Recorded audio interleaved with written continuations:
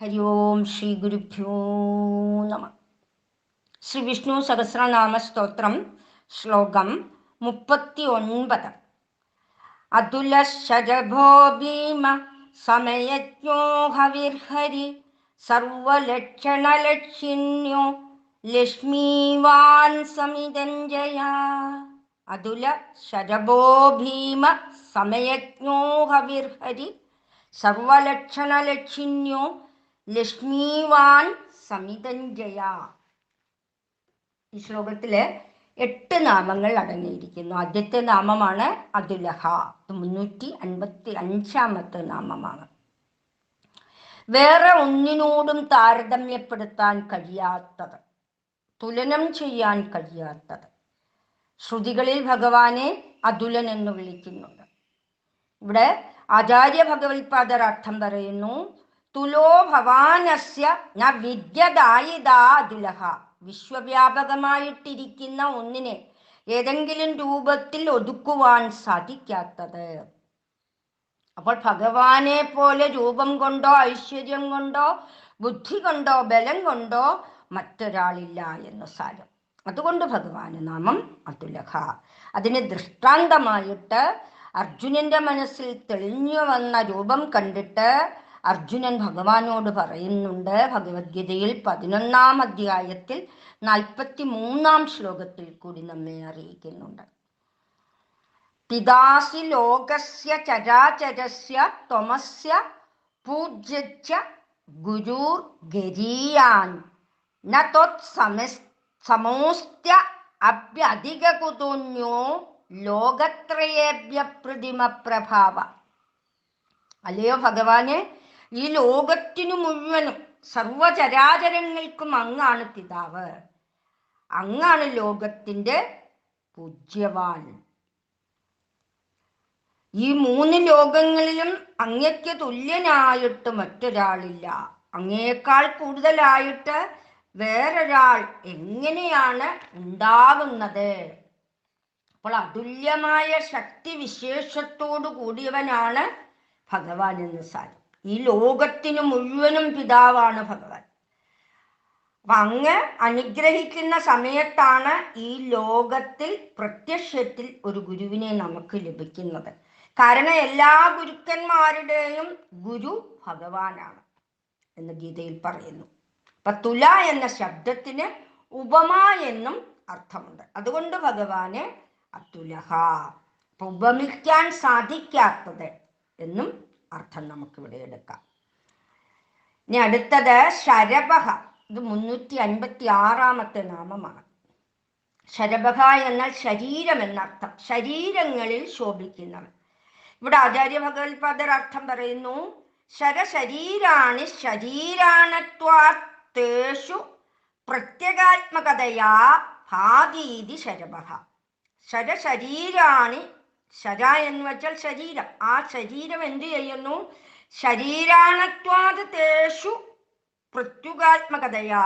ആ ശരീരത്തിൽ പ്രത്യുഗാത്മകതനായിട്ട് ശോഭിക്കുന്നവൻ ആരാണ്? ഭഗവാൻ തന്നെ. അപ്പൊ ഈ ക്ഷയിച്ചു പോകുന്ന ഈ ശരീരങ്ങളിൽ ഇരുന്നിട്ട് ജീവസ്വരൂപേണ അതിനെ പ്രകാശിപ്പിക്കുന്നു. അതുകൊണ്ട് ഭഗവാന് നാമം ശരഭഃ. അതുപോലെ ആധ്യാത്മിക ജീവിതത്തിൽ നയിക്കുന്ന ഒരു സാധകന് ഈശ്വരനിലേക്ക് അടുക്കുന്ന സമയത്ത് നമ്മൾ സഹസ്രനാമത്തിലൂടെയും മറ്റ് സാധനാക്രമങ്ങളിലൂടെയും ഭഗവാനിലേക്ക് അടുക്കുന്ന സമയത്ത് ഈശ്വരന്റെ ആ സ്വതന്ത്ര ശക്തിയായിട്ടുള്ള ആ മായ ഭഗവതിയുടെ പ്രഭാവം കാരണം ശ്രദ്ധയില്ലാതെ മറ്റു പല വഴിക്കും നമ്മെ കൊണ്ട് എത്തിക്കും. ആ സമയത്ത് ഭഗവാൻ അതിനെയെല്ലാം നശിപ്പിച്ചുകൊണ്ട് നമ്മളെ നേരായ മാർഗത്തിലൂടെ നടത്തി ഈശ്വരനിലേക്ക് അടുപ്പിക്കുന്നത് കൊണ്ടും ഭഗവാന് നാമം ശരഭഃ. പിന്നെ സാക്ഷാൽ മഹാദേവൻ ശംഭു എന്ന ശരഭ എന്ന ഒരു പക്ഷിയായിട്ട് അവതാരമെടുത്തിട്ടുണ്ട്. അതായത് ഭഗവാന്റെ 2 ചിറകുകളിൽ ഒന്ന് ഭദ്രകാളിയും മറ്റു ചിറകുകളിൽ ദുർഗയും. ആ പക്ഷിയുടെ കാലുകൾ 8 എണ്ണമാണ്. ആ പക്ഷിയുടെ മുന്നിലെ കാലിൽ കിടക്കുന്നത് നരസിംഹമൂർത്തിയായിട്ടാണ്.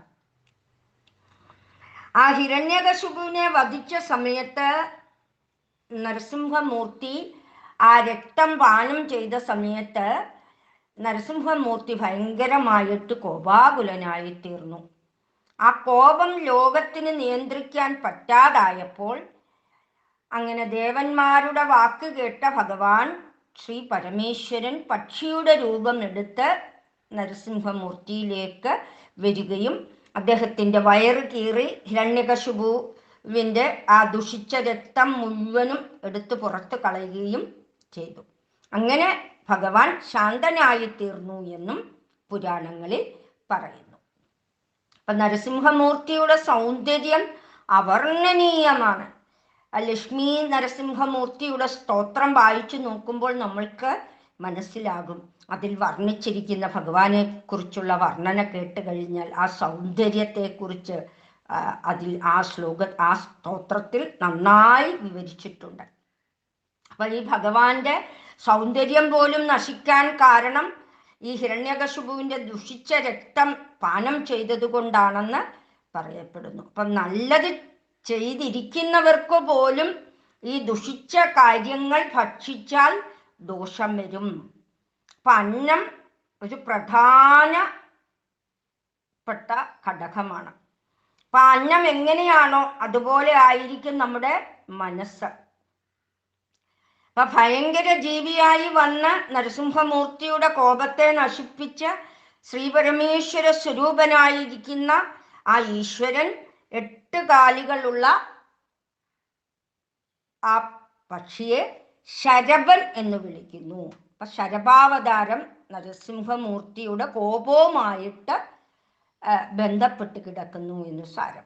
മറ്റു ദേവതാ സങ്കല്പം കൂടി പറയപ്പെടുന്നുണ്ട്. ഉഗ്രപ്രത്യങ്കര എന്ന ഭഗവതി, ഇപ്പൊ പ്രത്യങ്കര ഹോമം കഴിക്കുമ്പോഴുള്ള മൂലദേവതയായിട്ട് ഈ പ്രത്യങ്കര ഭഗവതി ഈ നരസിംഹമൂർത്തിയുമായിട്ട് ബന്ധപ്പെട്ടിട്ടുണ്ടെന്ന് പറയപ്പെടുന്നു. അപ്പൊ ശരീരത്തിൽ പ്രകാശിക്കുന്നതായിട്ടുള്ള ആ സർവത്തിൻ്റെയും ഉടമയാണ് ഭഗവാൻ. അതുകൊണ്ട് ഭഗവാന് ശരഭ എന്ന നാമം. അടുത്തത് ഭീമഹ. ഭീമഹ എന്ന് വെച്ചാല് വലിയവൻ. ഇവിടെ ആചാര്യ ഭഗവത്പാദർ അർത്ഥം പറയുന്നത് ബിഭീത്യ അസ്മാ സർവ ഇതി ഭീമഹ. എല്ലാവരും ഇവനിൽ ഭയപ്പെടുന്നു. സർവചരാചരങ്ങളും ഭഗവാനെ ഭയന്നത് കൊണ്ടാണ് ഇവിടെ എല്ലാം ചലിച്ചു കൊണ്ടിരിക്കുന്നത്. ഇതിന് ദൃഷ്ടാന്തമായിട്ട് കഠിനോപനിഷത്തിൽ പറയുന്നുണ്ട്. ഭയാതസ്യാ അഗ്നിസ്തപതി ഭയാതപതി സൂര്യഃ ഭയാദിന്ദ്രച്ച ചന്ദ്രവായുച്ച മൃത്യുർദാവതി പഞ്ചമ എന്നിവിടെ പറയുന്നുണ്ട്. എല്ലാത്തിനെയും ഭരിച്ചും നിയന്ത്രിച്ചും ചലിപ്പിച്ചും കൊണ്ടിരിക്കുന്നത് ആ പരമേശ്വരനോടുള്ള ഭയം കാരണമാണ്. അപ്പൊ ഇവനെ ഭയന്നിട്ടാണ് സൂര്യൻ പ്രകാശിക്കുന്നത്, വായു സഞ്ചരിക്കുന്നത്. അപ്പൊ സൂര്യനും ചന്ദ്രനും വായുവും ഇന്ദ്രാദി ദേവന്മാരെല്ലാം ഭഗവാനെ ഭയപ്പെടുന്നു. കാരണം എല്ലാത്തിനെയും നിയന്ത്രിക്കുന്നത് ഭഗവാൻ തന്നെയാണ്. അതുകൊണ്ട് ഭഗവാന് നാമം ഭീമക. ഇവിടെ ആചാര്യ ഭഗവത്പാദര് വേറൊരർത്ഥം കൂടെ പറയുന്നുണ്ട്. സുഹൃതം ചെയ്യുന്നവർക്ക് ഭയപ്പെടേണ്ട ആവശ്യമില്ല. അഖിലേശ്വര ഭോഗിവ അഭിമഹ. അഭിമഹ എന്ന് വെച്ചാൽ പേടിക്കാത്തവൻ. അപ്പൊ സന്മാർഗത്തിൽ ജീവിക്കുന്നവർക്ക് ഭഗവാനെ ഭയപ്പെടേണ്ട. വേറൊരർത്ഥം കൂടി പറയുന്നുണ്ട്, അഭയം നൽകുന്നവനെന്നും പറയുന്നുണ്ട്. അപ്പൊ അങ്ങനെ ഭഗവാന് നാമം ഭീമഹ. അപ്പം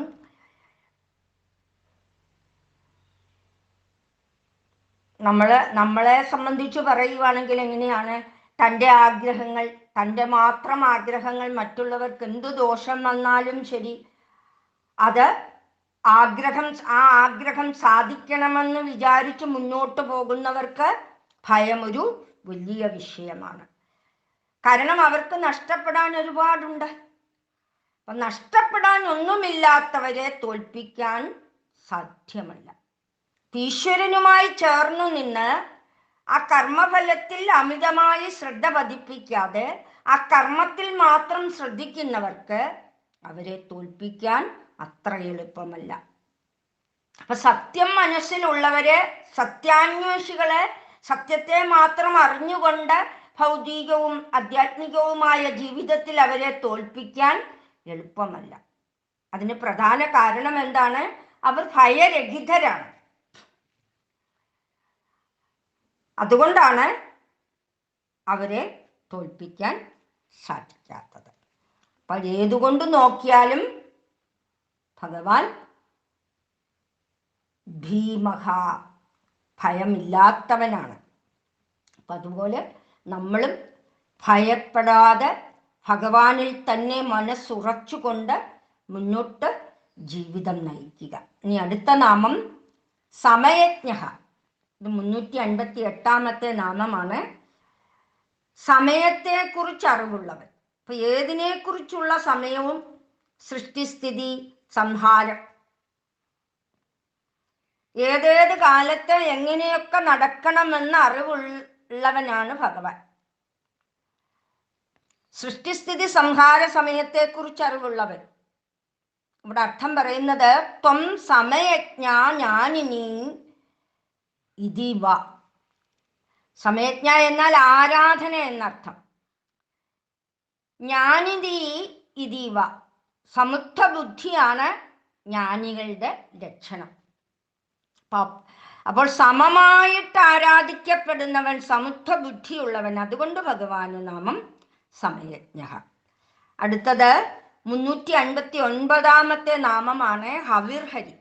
ഹവിസ് തന്നെ ആയവൻ. ഭഗവത്ഗീതയിൽ പറയുന്നുണ്ട്, ബ്രഹ്മാർപ്പണം ബ്രഹ്മഹവി ബ്രഹ്മാഗ്നൗ ബ്രഹ്മണാഹുതം ബ്രഹ്മൈവ തേന ഗന്ധവ്യം ബ്രഹ്മകർമ്മ സമാധിക. ബ്രഹ്മജ്ഞം എന്താണെന്ന് പറയുന്നു. ഒരു ജ്ഞാനി കർമ്മം ചെയ്യുമ്പോൾ ആ കർമ്മത്തിന്റെ മനോഭാവം എന്താണ്? ഞാൻ ചെയ്യുന്ന എല്ലാ കർമ്മങ്ങളും പ്രപഞ്ചരൂപത്തിന്റെ എൻ്റെ മുന്നിൽ നിൽക്കുന്ന ഈ ഈശ്വരനുള്ള ആരാധനകളാണ്. ഞാൻ ആ കർമ്മത്തെ എവിടെ ഹോമിക്കുന്നു? ബ്രഹ്മാഗ്നൗ, ബ്രഹ്മാനുഭവമാകുന്ന ആ ജ്ഞാനാഗ്നി. അപ്പൊ എൻ്റെ കർമ്മങ്ങളെ ഞാൻ സമർപ്പിക്കുന്നത് ബ്രഹ്മത്തിലായിക്കൊണ്ട്, ഞാൻ ചെയ്യുന്ന കർമ്മങ്ങൾ ബ്രഹ്മമായിരിക്കുന്ന അഗ്നിയിൽ ഞാൻ സമർപ്പിക്കുന്നു. അവിടെ സമർപ്പിക്കുന്ന ഹോമദ്രവ്യം, നെയ്യ് തുടങ്ങിയവയാണ് യാഗാഗ്നിയിൽ സമർപ്പിക്കുന്നത്. അതെന്താണ്? എൻ്റെ ഉള്ളിലെ എല്ലാത്തരം അജ്ഞാനങ്ങൾ, ദുർഗുണങ്ങൾ, അതാണ് അവിടെ ഹോമിക്കുന്നത്. അപ്പം ഇതെല്ലാം സത്യത്തിൽ ബ്രഹ്മസ്വരൂപം തന്നെയാണ്.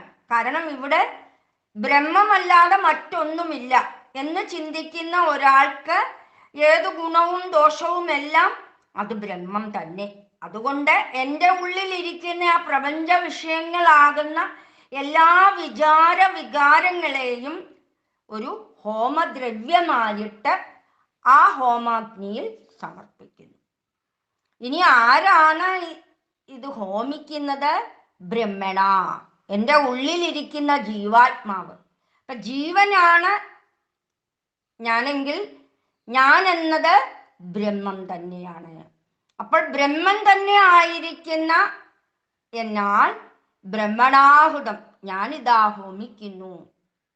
ഇങ്ങനെ ബ്രഹ്മകർമ്മ സമാധിക. ഈ ഇവിടെ പ്രപഞ്ചം മുഴുവൻ ബ്രഹ്മം തന്നെ എന്ന ഭാവനയിൽ കർമ്മങ്ങളെയെല്ലാം സമതി, ഒരു ഏകാഗ്രമായ ബുദ്ധിയിൽ വെച്ചിട്ട് ഹോമിക്കുക.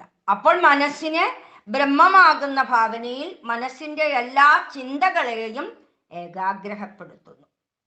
അതാണ് ബ്രഹ്മകർമ്മ സമാധി തേന. അങ്ങനെ ചെയ്യുമ്പോൾ കർമ്മങ്ങൾ ക്ഷയിക്കപ്പെടുന്ന അവനാൽ ആ ജ്ഞാനിയാൽ ബ്രഹ്മയേവ ഗന്ധവ്യം. അപ്പോൾ ആ ജ്ഞാനി ബ്രഹ്മം തന്നെയായിട്ട് ആ തിരിച്ചു കിട്ടുന്ന ബ്രഹ്മയജ്ഞ ഫലം, ആ ബ്രഹ്മാനുഭവം തന്നെയാണ് യജ്ഞപ്രസാദമായിട്ട് ലഭിക്കുന്നതെന്ന് സാരം. അപ്പൊ അങ്ങനെ സർവത്ര ബ്രഹ്മഭാവനയോടുകൂടിയാണ് ഒരു യോഗി കർമ്മം ചെയ്യുന്നത്. അപ്പൊ അതുകൊണ്ട് അതിനെ ബ്രഹ്മയജ്ഞം എന്ന് ഭഗവാൻ വിളിക്കുന്നു.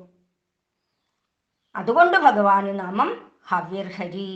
അടുത്തത് സർവലക്ഷണലക്ഷിണ്യഃ. ഇത് 360 നാമമാണ്. ഇവിടെ ആചാര്യ ഭഗവത്പാദർ അർത്ഥം പറയുന്നത് സർവലക്ഷണൈഹി പ്രമാണൈഹി ലക്ഷണം ജ്ഞാനം ജ്ഞായതേ യത്തത് വിനംദൃഷ്ടം സർവലക്ഷണ ലക്ഷിണ്യം തത്ര സാധു സർവലക്ഷണ ലക്ഷിണ്യ തസീവ പരമീഷു. എല്ലാ ലക്ഷണങ്ങളെയും കൊണ്ട്, എല്ലാ പ്രമാണങ്ങളെയും കൊണ്ട് ജ്ഞാനമുണ്ടാകുന്നുവോ അത്തരത്തിലുള്ള ലക്ഷണത്തോടു കൂടിയവൻ ഭഗവാൻ. അപ്പൊ സർവലക്ഷണ ലക്ഷ്യം, എല്ലാ തരത്തിലുള്ള ജ്ഞാനങ്ങളെ കൊണ്ട് ഭഗവാൻ അറിയാൻ സാധിക്കുന്നു. എല്ലാ ലക്ഷണങ്ങളെ കൊണ്ടും സാധുവാണ് ഭഗവാൻ. എല്ലാ പ്രമാണങ്ങളെ കൊണ്ടും ജ്ഞാനവുമാണ് ഭഗവാൻ. അപ്പൊ സർവലക്ഷണങ്ങൾക്കും സാധുവായിട്ടിരിക്കുന്നവനാണ് ഭഗവാൻ. അതുകൊണ്ട് ഭഗവാൻ നാമം സർവലക്ഷണ ലക്ഷിണ്യ. അപ്പൊ എല്ലാ ലക്ഷണങ്ങളെ കൊണ്ട് അറിയപ്പെടാൻ യോഗ്യൻ ഭഗവാൻ തന്നെ എന്ന് സാരം. ഇനി അടുത്തത് ലക്ഷ്മീവാൻ. ഇത് 361 നാമമാണ്. ഇത് നേരത്തെ നമ്മൾ കണ്ടതാണ്. ശ്രീമാൻ, ശ്രീനിവാസ എന്ന നാമങ്ങൾ അത് തന്നെ ആണ്. ഇവിടെ ആ അർത്ഥത്തിന് മാറ്റി ഒന്ന് പറയുന്നതേ ഉള്ളൂ. ഒരേ അർത്ഥം തന്നെയാണ്, പല നാമങ്ങളായി പറയുന്നു എന്ന് മാത്രമേ ഉള്ളൂ. ഐശ്വര്യത്തോടു കൂടിയവൻ, ലക്ഷ്മീദേവിയോടു കൂടിയവൻ. ഭഗവാന്റെ വക്ഷസ്ഥലത്ത് തന്നെ ഐശ്വര്യ ദേവതയായ ലക്ഷ്മി ദേവി വസിക്കുന്നു. എപ്പോഴും ലക്ഷ്മിയോടുകൂടി ഇരിക്കുന്നവനാണ് ഭഗവാൻ. അപ്പൊ ലക്ഷ്മി ആരോടുകൂടി ഇരിക്കുന്നുവോ അവൻ ലക്ഷ്മിവാൻ. ഇനി അടുത്തത് സമിതഞ്ജയ. 362 നാമമാണ്. സമതി എന്നതിന് യുദ്ധം എന്ന അർത്ഥമുണ്ട്. സമിതിഞ്ജയ, യുദ്ധത്തെ ജയിക്കുന്നവൻ. ഭഗവാൻ എത്രയോ യുദ്ധം നടത്തിയിട്ടുണ്ട് അല്ലെ? ധർമ്മയുദ്ധമായിട്ടും ശത്രുക്കളെ, ദുഷ്ടന്മാരെയും ഒക്കെ അമർച്ച ചെയ്തുകൊണ്ട് ഭഗവാൻ യുദ്ധത്തിൽ ജയിച്ചിട്ടുണ്ട്. അപ്പൊ യുദ്ധത്തിന്റെ ഹേതുവായ കാര്യങ്ങളെ പരിഹരിച്ചുകൊണ്ടും യുദ്ധത്തെ ജയിച്ചവൻ സമിതഞ്ജയ. സമിതം യുദ്ധം ജയതേതി. യുദ്ധത്തിൽ ജയിക്കുന്നവനാകുന്നു സമിതഞ്ജയൻ. സഹസ്രജിത്ത് എന്ന നാമം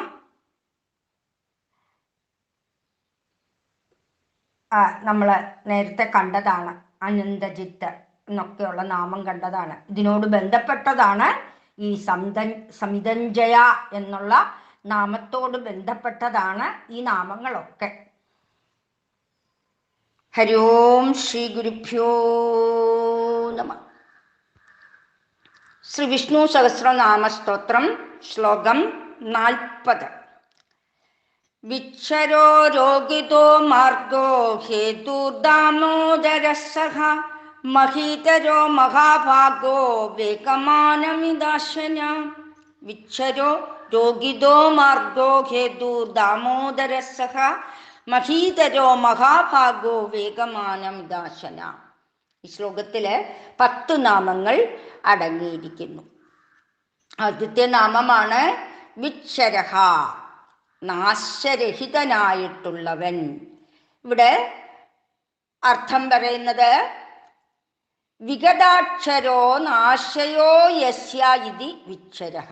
നാശം ആർക്കില്ലയോ അവൻ വിച്ഛരഹൻ. അതുകൊണ്ട് ഭഗവാന് നാമം വിച്ഛര. അപ്പം ജന്മ മൃത്യു ജരവ്യാധികളിൽ നിന്നും മുക്തനായിട്ടുള്ള ഭഗവാനെ ഒരു വിധത്തിലും നാശം ബാധിക്കുന്നില്ല എന്ന് സാരം. എന്തുകൊണ്ടാണ്? ഭഗവാൻ കാലാതീതനാണ്. അപ്പൊ നാശരഹിതനാണ് ഭഗവാൻ. കാലത്തിൽ നിൽക്കുന്നവർക്ക് മാത്രമാണ് എന്തുള്ളൂ? ജന്മമൃത്യു ജലവ്യാധികൾ ബാധിക്കുന്നുള്ളൂ. നേരത്തെ നമ്മളൊരു നാമം കണ്ടതാണ് അക്ഷരതഃ എന്ന നാമം. അതിന് സമാനമായിട്ടുള്ള നാമമാണ് ഇവിടെ വിക്ഷരഃ എന്ന്. അവിടെ നമ്മൾ അർത്ഥം പറഞ്ഞത് ഒരിക്കലും നശിക്കാത്തത് എന്നാണ്. അപ്പം ഭഗവാൻ സർവജീവജാലങ്ങളുടെയും ഉള്ളില് ക്ഷേത്രജ്ഞനായിട്ടും അക്ഷരനായിട്ടും നിലകൊള്ളുന്നു.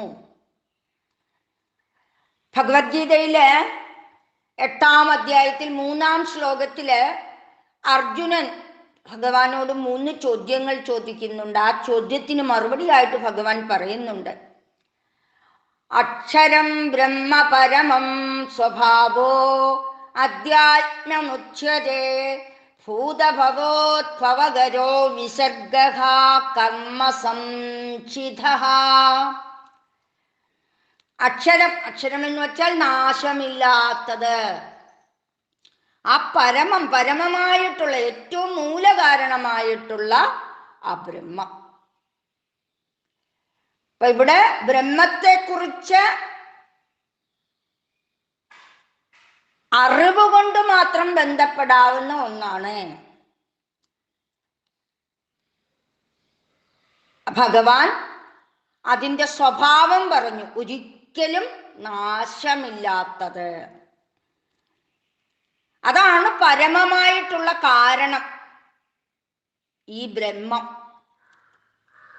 അപ്പൊ ആ ബ്രഹ്മത്തിന്റെ സ്വഭാവ എന്താണെന്നാണ് പറഞ്ഞത്. ആ ബ്രഹ്മം തന്നെ സ്വയം ഭവിച്ച് ഓരോ ദേഹത്തിലും അങ്ങനെ ആ ദേഹത്തെ ചലിപ്പിക്കുന്ന ചൈതന്യമായിട്ടിരിക്കുമ്പോൾ അതിന് പറയുന്ന പേരാണ് എന്ത്?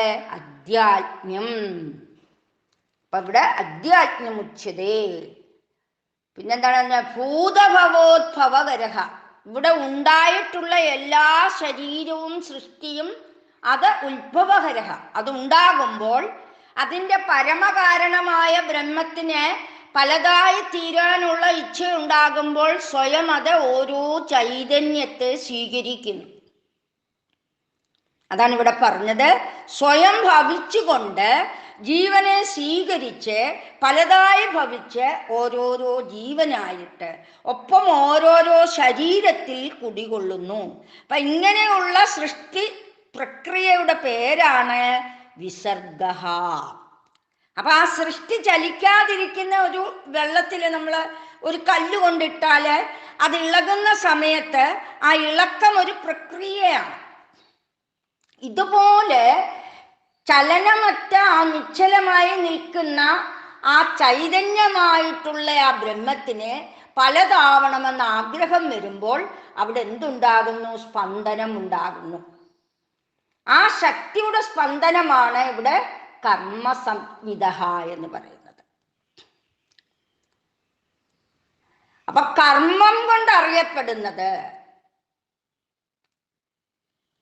ആ ബ്രഹ്മം തന്നെ പലതായി തീരുന്ന സൃഷ്ടി പ്രക്രിയ, അതാണ് കർമ്മം. അതുകൊണ്ട് ഭഗവാന് നാമം വിക്ഷരഃ. ഇനി 364-ാമത്തെ നാമമാണ് രോഹിതഃ. രോഹിതഃ എന്ന് വെച്ചാൽ രക്തവർണ്ണമുള്ളവൻ. ഭാഗവതത്തിലെ 8ാം-സ്കന്ധത്തിൽ ഭഗവാനെ വർണ്ണിക്കുന്നുണ്ട്. രക്തവർണ്ണമായിട്ടുള്ള മത്സ്യമായിട്ടാണ് ഭഗവാൻ അവതരിച്ചത്. ഇപ്പൊ ജ്ഞാനിയായിട്ടുള്ള സത്യവ്രത രാജാവ് കൃതമാല നദിയില് സന്ധ്യാവന്ദനത്തിന് തർപ്പണം ചെയ്യാൻ പോയ ആ സമയത്ത് അദ്ദേഹം തർപ്പണം ചെയ്തുകൊണ്ടിരുന്നപ്പോൾ അദ്ദേഹത്തിന്റെ കയ്യിലേക്ക് ഒരു മത്സ്യം വന്ന് ലഭിച്ചു. ആ മത്സ്യത്തിനെ കണ്ടപ്പോഴാണ് അദ്ദേഹത്തിന് മനസ്സിലായത് പ്രളയകാലം അടുത്തു എന്നുള്ളത്. ആ മധുസൂദനാണ് രോഹിത മത്സ്യമായിട്ട് അവതരിച്ചത്. അപ്പൊ സൃഷ്ടികളെ സംരക്ഷിക്കുവാൻ വേണ്ടി മത്സ്യരൂപത്തിൽ രോഹിത മത്സ്യമായിട്ട് അവതരിച്ചവൻ. അതുകൊണ്ട് ഭഗവാന് നാമം രോഹിതഃ. അപ്പൊ സ്വേച്ഛയാ അവതരിച്ചവനായതുകൊണ്ടുമാണ് ഭഗവാന് രോഹിതഃ എന്ന നാമം വന്നത്. ഇനി അടുത്തത് 365-ാമത്തെ നാമമാണ് മാർഗഃ. മാർഗഹ എന്ന് പറഞ്ഞാൽ മോക്ഷുക്കളാൽ അന്വേഷിക്കപ്പെടുന്നവൻ. ഇതിന് സമാനമായ മുമ്പ് നമ്മളൊരു നാമം കണ്ടു, 184 നാമം സദാംഗതി എന്ന നാമം. ആ അർത്ഥം തന്നെയാണ് ഇവിടെ മാർഗഹ എന്നുള്ളതിന്. അപ്പൊ പ്രകൃതിയോട് വിരക്തി വന്ന് ഭൗതിക ജീവിതത്തോട് ജീവിച്ച് ആ വിരക്തിയൊക്കെ വന്നതിന് ശേഷം മുക്തിക്ക് വേണ്ടി മാത്രം പൂർണ്ണമായും ജീവിതം മാറ്റിവെക്കുമ്പോൾ, അങ്ങനെ മാറ്റിവെക്കുന്നവർ വളരെ കുറച്ചു പേര് മാത്രമേ കാണുകയുള്ളൂ, അല്ലെ? അങ്ങനെയുള്ളവരുടെ മാർഗമായിട്ടുള്ള അത് ഭഗവാൻ മാത്രമാണ്. അപ്പൊ അതുകൊണ്ട് മോക്ഷം വേണമെന്ന് ആഗ്രഹിക്കുന്നവർക്കും മോക്ഷുക്കൾക്കും പരമാനന്ദം നൽകുന്നവൻ. അതുകൊണ്ട് ഭഗവാന് നാമം മാർഗഹ. ഇവിടെ 2 തരത്തിലാണ് ആചാര്യ ഭഗവത്പാദർ അർത്ഥം പറയുന്നത്. ഒന്ന്, മോക്ഷുവസ്തും ദേവം മാർഗഹ എന്തി മാർഗ. രണ്ടാമത് പറയുന്നത് പരമാനന്ദോ യേന പ്രാപ്തി ദേശമാർഗ ഐതിവ എന്ന്. അപ്പൊ മോക്ഷാർത്ഥികൾക്ക് മാർഗത്തെ കാണിച്ചു കൊടുക്കുന്നവൻ, ആദ്യത്തെ ഇതിന്റെ അർത്ഥം. അതുകൊണ്ട് ഭഗവാന് നാമം മാർഗമെന്ന്. രണ്ടാമത് പറഞ്ഞ എന്താണ്? പരമാനന്ദോ യേന പ്രാപ്തി ദേശമാർഗം ഐതിവ. ഏതൊരാളെ പ്രാപിക്കുമ്പോൾ പരമാനന്ദം ലഭിക്കുമോ അതുകൊണ്ട് അത് മാർഗമാണ്. അപ്പൊ മോക്ഷുക്കൾ മാർഗത്തെ കുറിച്ച് അന്വേഷിക്കുന്നത് അത് ഭഗവാനിലേക്കുള്ള വഴിയാണ്. അതുകൊണ്ട് ഭഗവാന് മാർഗം എന്ന നാമം. ഇനി അടുത്തത് 366 നാമമാണ് ഹേതു. ഹേതു എന്ന് വെച്ചാൽ കാരണം എന്നാണ് അർത്ഥം. അപ്പൊ 2 കാരണമുണ്ട്. ഒന്ന് നിമിത്ത കാരണം, ഒന്ന് ഉപാദാന കാരണം. ഈ ഉപാദാന കാരണത്തെ കുറിച്ച് നമ്മൾ മുമ്പ് പറഞ്ഞിട്ടുള്ളതാണ്. ഉദാഹരണത്തിന് ഒരു മൺകുടം എടുത്താൽ അതിലെ മണ്ണ് അതിൻ്റെ ഉപാദാനമാണ്. അത് മൺകുടം ഉണ്ടാക്കുന്നവനെ നമുക്ക് നിമിത്ത കാരണമെന്നും പറയാം. അപ്പൊ ഇവിടെ ഭഗവാനെ കുറിച്ച് പറയുമ്പോൾ ഇവിടെ നിമിത്ത കാരണവും ഉപാദാന കാരണവും ഭഗവാൻ തന്നെയാണ്. ശ്രീനാരായണ ഗുരുവിന്റെ കൃതിയിൽ പറയുന്നുണ്ട്, നീയല്ലോ സൃഷ്ടിയും സൃഷ്ടാവായതും സൃഷ്ടിജാലവും നീയല്ലോ ദൈവമേ, സൃഷ്ടിക്കുള്ള സാമഗ്രിയായതും. ഈ ആശയമാണ് ഇവിടെ ഹേതു എന്ന് ഭഗവാൻ എന്നെ നാമം വന്നിരിക്കുന്നത്. ഇപ്പൊ സ്വർണത്തിലെ വളയും മാലയും എന്നത് ഉപാദാനമായി പറയുന്ന, അതിന് ആ ഉപാദാനമായിട്ട് പറയുന്നത് എന്താണ്? സ്വർണമാണ്. ആ വളയും മാലയും എന്നൊക്കെ പറയുന്നത് നമ്മൾ അതിനൊരു നാമം കൊടുക്കുന്നു. അതാണ് നിമിത്ത കാരണം എന്ന് പറയുന്നത്. അപ്പൊ അതിന് ആകൃതി കൊടുത്തു, അതിനൊരു പേര് കൊടുത്തു. എന്തിനു വേണ്ടി? വ്യവഹാരത്തിനു വേണ്ടി. അതിന് വളയെന്ന് നമ്മൾ പറയപ്പെടുന്നു, അല്ലെ മാല എന്ന് പറയപ്പെടുന്നു. അതുപോലെ ഈ ശ്ലോകം ഈ ലോകം മുഴുവൻ നിറഞ്ഞു നിൽക്കുന്നത് ആരാണ്? ഭഗവാനാണ്. ആ ഭഗവാന് ഉപാദാന കാരണവും നിമിത്ത കാരണവും ഭഗവാൻ തന്നെയാണ്. അതുകൊണ്ട് ഭഗവാന് നാമം ഹേതു. അപ്പൊ പ്രപഞ്ചത്തിലെ നിമിത്ത ഉപാദാന കാരണങ്ങളാകയാൽ ഭഗവാന് ഹേതു എന്ന് പറയാം. ചിലര് ഉപാദാന കാരണത്തെ മാത്രം എടുക്കുന്നു, മറ്റു ചിലർ നിമിത്ത കാരണത്തെ മാത്രം എടുക്കുന്നു. അപ്പൊ നിമിത്തം എന്നാൽ കാരണം തന്നെയാണ്. ഉപാദാന നിമിത്തം, ഉപാദാന കാരണമില്ലെങ്കിൽ അവിടെ നിമിത്ത കാരണമില്ല. അപ്പൊ ഭഗവാന് ഇവിടെ ഉപാദാന കാരണമാണ്. എന്തിനുള്ള കാരണമാണ്? ഈ ലോകത്തെ സൃഷ്ടിച്ചവൻ. അപ്പോൾ കാരണമായവൻ എന്ന അർത്ഥത്തിൽ ഭഗവാന് നാമം ഹേതു. അപ്പൊ ഹേതു പ്രപഞ്ചകാര്യമാണ് ഇവിടെ കാരണം.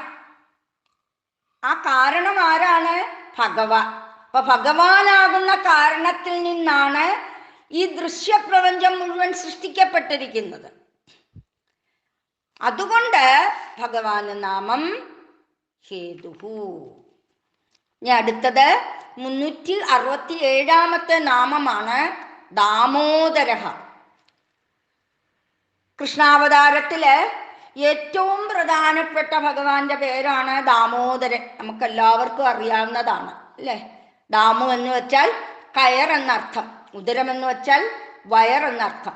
അപ്പൊ കയറുകൊണ്ട് ആ വയറിനോട് ചേർത്ത് യശോദാമ ആ ഭഗവാനെ ഉരലിനോട് ചേർത്ത് ബന്ധിച്ചു. അങ്ങനെയാണ് ഭഗവാന് ദാമോദർ എന്ന നാമം വന്നത്. ആ കഥ എല്ലാവർക്കും അറിയാവുന്നതാണ്, ഉരലിനോട് ബന്ധിച്ച കഥകൾ അല്ലേ? ഗോവർദ്ധനഗിരി പൂജ സമയത്ത് എല്ലാവരും പോയിരിക്കുകയായിരുന്നു പൂജയ്ക്ക് വേണ്ടി. അപ്പം യശോദാമ്മയും കണ്ണനും മാത്രമേ വീട്ടിൽ ഉണ്ടായിരുന്നുള്ളൂ. ആ സമയത്ത് എന്നും രാവിലെ കണ്ണൻ എണീക്കുമ്പോൾ നമ്മുടെ കുഞ്ഞുങ്ങളെ ചെന്ന് നമ്മൾ തലോടി വിളിക്കുന്നത് പോലൊക്കെ ആ യശോദാമ്മ ചെന്ന് അരികിലിരുന്ന് കളികളൊക്കെ പറഞ്ഞ് വേണം എടുത്തോണ്ട് വരുവാൻ. അന്ന് വീട്ടിൽ ആരുമില്ലാത്തതിനാല് കുഞ്ഞുണരുന്നതിന് മുമ്പ് തൈര് കലക്കി വെണ്ണ എടുത്തു വെക്കണമെന്ന് വിചാരിച്ച് തൈര് കലക്കിക്കൊണ്ടിരിക്കുകയായിരുന്നു യശോദാമ്മ. ആ സമയത്ത് കണ്ണൻ ഉണർന്നിട്ട് അവിടെ കിടന്നുകൊണ്ട് വിളിച്ചു അമ്മേന്ന്. എന്തിനു വേണ്ടി? പാല് കുടിക്കാൻ. അപ്പൊ അമ്മ ജോലി തിരക്കിലായിരുന്നത് കൊണ്ട് അമ്മ പറഞ്ഞു, മോനെ നീ എണീറ്റ് വാ, നമ്മൾ പറയുന്നത് പോലെ. അപ്പോൾ കണ്ണന് ദേഷ്യം വന്നു. അപ്പൊ ആ സമയത്ത് പാൽ അടുപ്പാല് വെച്ചിട്ടുമുണ്ട്. കുറേ നേരം കണ്ണൻ വിളിച്ചിട്ട് അമ്മ വരാഞ്ഞപ്പോൾ കണ്ണനോട് ദേഷ്യപ്പെട്ട് ഇങ്ങോട്ട് വന്നിട്ട് അമ്മ തൈര് കലക്കിക്കൊണ്ടിരുന്ന ആ കടകോലങ്ങോട്ട് മാറ്റിയിട്ട് മടിയിലോട്ട് കയറി പാല് കുടിച്ചു. പാല് കുടിച്ച് ആ പാല് കുടിക്കുന്നതിൻ്റെ ആ രസത്തിൽ ഇങ്ങനെ നൂർന്നുകൊണ്ടിരുന്നപ്പോഴാണ് അടുപ്പ വെച്ച പാല് തിളച്ചു തൂകുന്നത് യശോദാമ്മയുടെ ദൃഷ്ടിയിൽപ്പെടുന്നത്. ഉടനെ കണ്ണനെ എന്തെടുത്തു? കണ്ണനോട് പറഞ്ഞു, മാറാ, ഞാൻ ആ പാലെടുത്ത് താഴത്ത് വെച്ചിട്ട് വരട്ടെ, തൂകിപ്പോയി കഴിഞ്ഞു കഴിഞ്ഞാൽ കുടിക്കാൻ പറ്റത്തില്ലല്ലോ എന്ന് പറഞ്ഞപ്പോൾ കണ്ണൻ കേട്ടില്ല. അപ്പൊ എന്തോ ചെയ്തു അമ്മ? ദേഷ്യപ്പെട്ട് കണ്ണനെ അങ്ങോട്ട് വലിച്ചു മാറ്റിയിട്ട് ആ പാല് താഴെ അടുപ്പിൽ നിന്ന് താഴെ ഇറക്കാനായിട്ട് പോയി. ആ സമയത്ത് എന്ത് ചെയ്തു കണ്ണന് ഭയങ്കര ദേഷ്യം വന്ന് കണ്ണൻ എന്ത് ചെയ്തു? ആ കടകോല് കൊണ്ട് ആ തൈര് കലം അങ്ങ് പൊട്ടിച്ചിട്ട് ആ തൈര് മുഴുവൻ അവിടെ എല്ലാം ഒലിച്ചിട്ട് എന്തെടുത്തു? അവിടെ നേരത്തെ അമ്മ കടഞ്ഞു വെച്ച ആ വെണ്ണയും പൊക്കിക്കൊണ്ട് അമ്മയ്ക്ക് വഴി തെറ്റിപ്പിക്കാൻ വേണ്ടി ആ കാൽപ്പാടുകൾ 4 ദിക്കിലുമാക്കി ഇട്ടു ഭഗവാൻ. അമ്മ പാലൊക്കെ താഴെ ഇറക്കി വെച്ചേച്ച് തിരിച്ചു വന്നപ്പം തൈരും കലമെല്ലാം പൊട്ടി ചിന്നിച്ചെതറി കണ്ണൻ്റെ പാട് 4 ഭാഗത്തും ഉണ്ട്. എവിടാണെന്ന് വിളിച്ച് ഒരു തരത്തിലും കണ്ണനെ കാണാൻ സാധിച്ചില്ല. അവസാനം കണ്ണൻ തന്നെ പറഞ്ഞു, ഞാൻ ഈ ഉരുൾപ്പുരയിലുണ്ടേ അമ്മേന്ന് പറഞ്ഞു. അങ്ങനെ ഓടിച്ചെന്നു നോക്കുമ്പോൾ കണ്ണൻ ആ ഉരലിൻ്റെ പുറത്ത് കയറി ഇരുന്നു കൊണ്ട് അവിടെ നിന്ന കാക്കയ്ക്കും പൂച്ചയ്ക്കും കുരങ്ങിനും ഒക്കെ വെണ്ണ കൊടുത്തിട്ട് കഴിച്ചുകൊണ്ടിരിക്കുകയാണ്. അമ്മയ്ക്ക് ദേഷ്യം വന്നിട്ട് അമ്മ എന്തോ എടുത്തു? അവിടെ കിടന്ന് ഒരു കയറെടുത്ത് ഭഗവാനെ ആ ഉരലിനോട് ചേർത്ത് ബന്ധിക്കാൻ നോക്കിയിട്ട് അവിടെ ഉള്ള ആ ഗോകുലത്തിലുള്ള സകല കയറും എടുത്തുകൊണ്ട് വന്നിട്ട് ഭഗവാനെ ബന്ധിക്കാൻ സാധിച്ചില്ല. അങ്ങനെ യശോദാമ്മ വിഷണ്ണയായിത്തീർന്നു. അപ്പൊ 2 അങ്കുലം ആണ് കയറ് കൊണ്ടുവരുമ്പോൾ കെട്ടാൻ സാധിക്കാതെ വരുന്നത്. ആ 2 അങ്കുലം എന്ന് പറയുന്നത് എന്താണ്? യശോദാമ്മയുടെ ഒന്ന് എൻ്റെ മകനെന്നുള്ള ആ അഹങ്കാരം, ഭഗവാനാണെന്ന് അറിയത്തില്ലല്ലോ, ആ അഹങ്കാരത്തെ മാറ്റാൻ വേണ്ടിയാണ് ഈ 2 അങ്കുലം ഭഗവാൻ വിട്ടുകൊടുത്തത്, ബന്ധിക്കാൻ സാധിക്കാതെ വന്നു. അങ്ങനെ കുഴപ്പിയപ്പോൾ എന്ത് ചെയ്തു? ഭഗവാൻ തന്നെ ആ കരുണ കാണിച്ചു. അമ്മ എന്നെ ബന്ധിച്ചുകൊള്ളാൻ പറഞ്ഞു. ആ ആദ്യത്തെ കയറെടുത്ത് അമ്മ ആ ഉരുളിൽ കെട്ടിയിട്ടേച്ച് അമ്മ അതെല്ലാം വൃത്തിയാക്കാനായിട്ട് പോയി. ആ സമയത്താണ് നളകൂപർക്ക് മോക്ഷം കൊടുക്കേണ്ട സമയമായി. അപ്പോഴ് എന്ത് ചെയ്തു? ഭഗവാന്റെ കൂട്ടുകാർ വന്നു. കൂട്ടുകാർ വന്നിട്ട് പറഞ്ഞു, യോ നിന്നെ ബന്ധിച്ചിട്ടിരിക്കുവാണോ, ഞങ്ങളിത് അഴിച്ചു തരാം എന്ന് പറഞ്ഞു. ഭഗവാൻ പറഞ്ഞു, വേണ്ട, അമ്മ കെട്ടിയിട്ടതല്ലേ, അഴിക്കണ്ട, നമുക്ക് ഇതിങ്ങനെ നിന്നുകൊണ്ട് നമുക്ക് കളിക്കാം. എങ്ങനെ? ആനയും പാപ്പാനുമായിട്ട് കളിക്കാമെന്ന് പറഞ്ഞു. അങ്ങനെ ആനയും പാപ്പാനുമായിട്ട് കളി തുടങ്ങി. ഭഗവാൻ, ആനയും ആ കൂട്ടുകാരെല്ലാം പാപ്പാന്മാരും. അങ്ങനെ നടന്ന ആ വൃക്ഷങ്ങളുടെ ഇടയിൽ കൂടെല്ലാം ഈ ഒരലും വലിച്ചുകൊണ്ട് നടന്നു. സമയം നളഗോപര മണിഗ്രീവന്മാർക്ക് മോക്ഷം കൊടുക്കാനുള്ള സമയമായി. അപ്പൊ അതാരും അറിയില്ല. അന്നേരം ഭഗവാൻ എന്തോ ഒരു ലീല ആടി. എന്താണ്? ആനയ്ക്ക് ഭ്രാന്തി പിടിച്ചു, നിങ്ങളെല്ലാം ഓടിക്കോ. അപ്പൊ എന്ത് ചെയ്യും?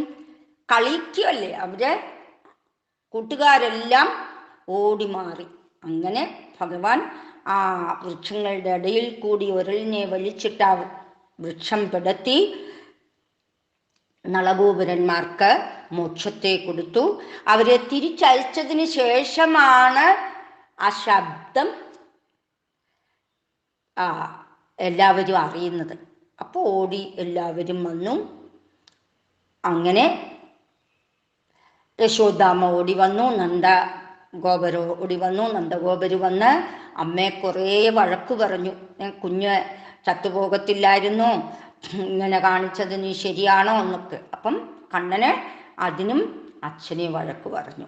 അമ്മയെ വഴക്ക് പറയണ്ട, ഞാനാണ് കാരണക്കാരൻ എന്ന്. അപ്പം അങ്ങനെ അതാണ് ഭഗവാന് ദാമോദരൻ എന്ന പേര് വന്നത്, ഇങ്ങനെ കയറാൽ ബന്ധിക്കപ്പെട്ടത്. അപ്പം ഇവിടെ ആചാര്യ ഭഗവത്പാദർ അർത്ഥം പറയുന്നത്, ദമാമി സാധേനേന ഉദാരം ഉത്കൃഷ്ടമയാതയാ ഗമ്യതായതി ദാമോദര. ദമം ശമം എന്നുള്ളത് സാധനാമാർഗങ്ങളാണ്. ദമം മുതലായിരിക്കുന്ന സാധനകളെ കൊണ്ട്, അപ്പൊ സാധ്യത്തെ സാധിപ്പിക്കാനുള്ള മാർഗമാണ് സാധന. ഏതൊരാൾക്ക് സാധിക്കുവാൻ സാധിക്കുമോ അയാൾ ദാമോദരനാണ്. ദമം ശമം ഉപരതി മുതലായ മാർഗങ്ങളാൽ ആരെയാണോ പ്രാപിക്കുവാൻ മുക്ഷുക്കൾ ആഗ്രഹിക്കുന്നത്, ആ പ്രാപ്യ സ്ഥാനമായിരിക്കുന്നത് അത് ഭഗവാനാണ്. അതുകൊണ്ട് ഭഗവാന് നാമം ദാമോദരൻ. അപ്പൊ ദമനം ചെയ്യുന്നത് കൊണ്ട് ഭഗവാന് ദാമോദരൻ എന്ന നാമം കിട്ടി. ഇനി അടുത്തത് 368 നാമമാണ് സഹ. ഇവിടെ സഹ ഉള്ളതിന് അർത്ഥം പറയുന്നത്, സർവാൻ അഭിഭവതി ക്ഷമത ഇതി വാസഹ. സർവാൻ അഭിഭവതി ക്ഷമത ഇതി വാസഹ. എല്ലാം അനുഭവിക്കുന്നവനാണ്, എല്ലാം ക്ഷമിക്കുന്നവനാണ്, സഹിക്കുന്നവനാണ്. അതുകൊണ്ട് ഭഗവാന് നാമം സഹ. അപ്പൊ എന്താണ് ഭഗവാൻ ക്ഷമിക്കുന്നത്? ഭക്തന്മാരിലുള്ള അപരാധമെല്ലാം ഭഗവാൻ ക്ഷമിക്കുന്നു. എല്ലാത്തിനെയും അതിജീവിക്കാൻ കഴിവുള്ളവൻ. അപ്പൊ അതുകൊണ്ടും ഭഗവാന് നാമം സഹ. കൃഷ്ണാവതാരത്തിൽ നമുക്ക് കാണാൻ സാധിക്കും, ശിശുപാലന് 100 അപരാധങ്ങൾ പറയുന്നത് വരെ ഭഗവാൻ സഹിച്ചു നിന്നു. അത് കഴിഞ്ഞാണ് ശിക്ഷ കൊടുത്തത്. അപ്പൊ അതുകൊണ്ട് ഭഗവാന് സഹായ എന്ന നാമം. ഇനി അടുത്തത് 369 നാമമാണ് മഹീധരഃ.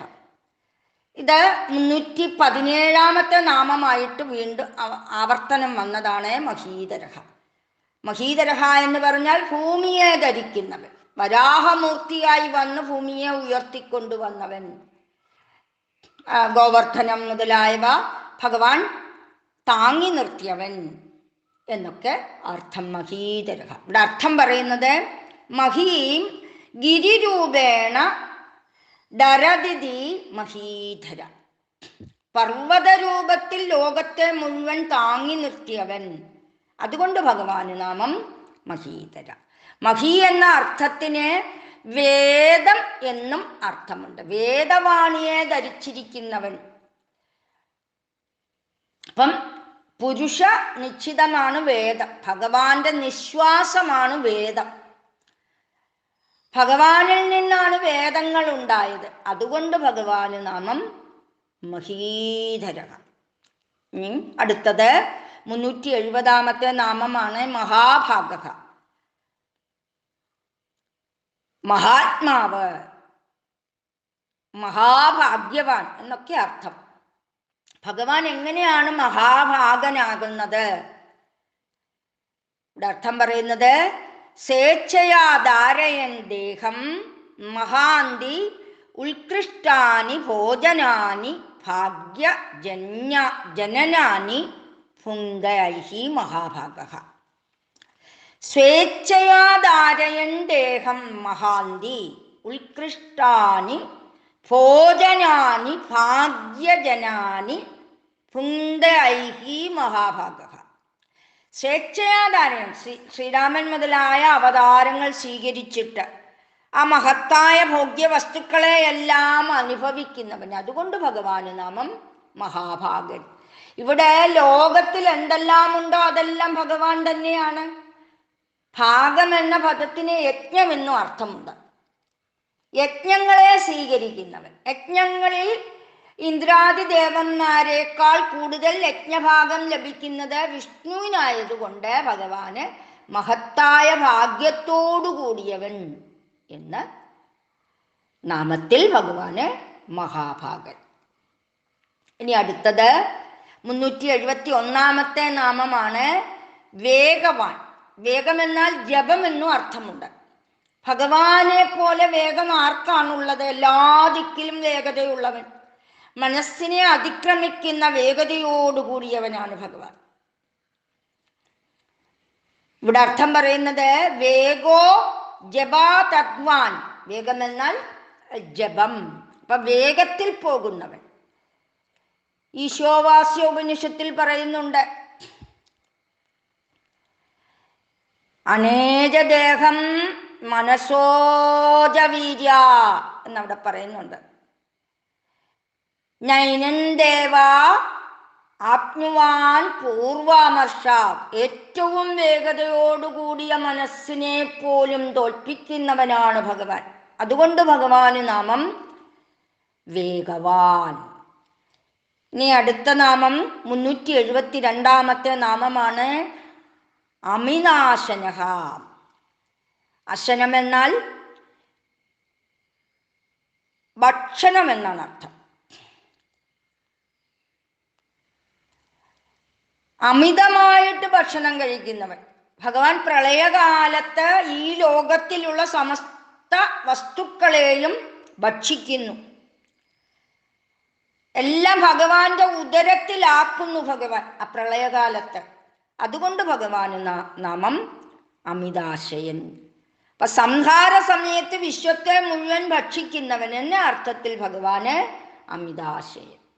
അപ്പൊ സൃഷ്ടിയിൽ ആരംഭത്തില് ഭഗവാൻ തൻ്റെ ഉദരത്തിൽ നിന്നും എന്നിട്ട് പുറത്തേക്ക് വിടുന്നുണ്ട്. അപ്പൊ അതുകൊണ്ട് ഭഗവാന് നാമം അമിതാശനഃ.